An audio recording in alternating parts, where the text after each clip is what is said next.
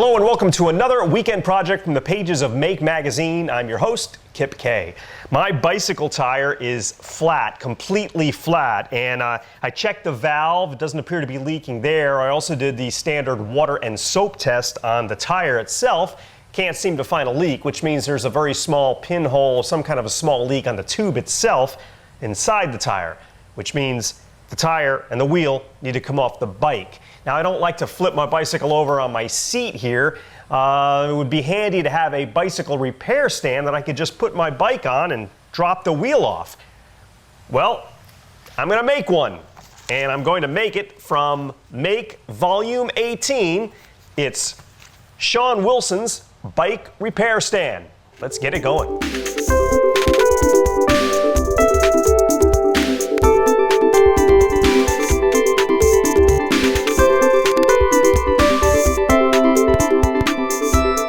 The bike repair stand is primarily built out of galvanized pipe and fittings and some other parts you can find at your local hardware store. We'll start by building the legs made out of an 8-inch piece of galvanized pipe, a 10-inch piece, a 90-degree angle, a T, and an end cap.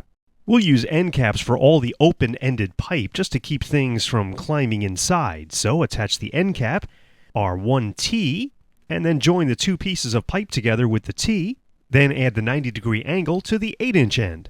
The bike stand doesn't really need to be torqued down completely, but you do want to have the fittings tight, so you could try to use a couple of wrenches, but I found the best thing to do was to put the pipe in a vise and then use a wrench to tighten it down. Just be careful of the threads inside the fittings.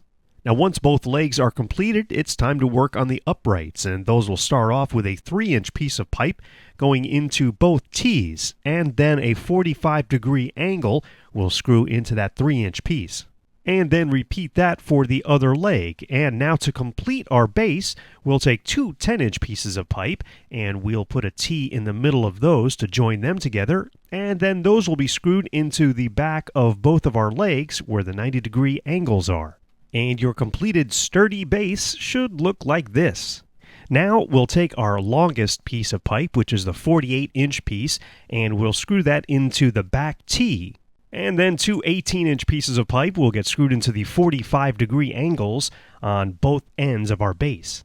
Now, these two supports need to be kind of bent in a little bit towards our upright because we want them to go around the back of the upright pipe, and then we'll secure those to the upright using two hose clamps. Now, this you'll probably want to tighten down pretty good because this will keep things from moving around.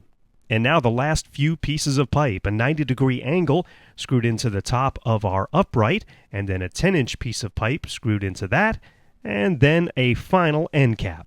Now the crossbeam is made out of a 1x2 piece of wood that's 18 inches long, and you'll want to drill a couple of pilot holes on both ends of this piece of wood to allow for our hooks, which will be mounted in those two holes. When that's completed, one more hole needs to be drilled through the center of our piece of wood because we'll be using a bolt, a nut, and a washer to secure a conduit hanger to the top of our piece of wood. And then our conduit holder is attached to our horizontal support using a bolt and a nut. The crossbeam is now attached to our horizontal support, and I've put my bicycle on the hooks. In the case of this bike, it held pretty well under the seat because the configuration of the frame didn't really allow it to fit on the hooks. You could probably modify that. You could bring the hooks in or out, or different types of hooks depending on the kind of bicycle you have.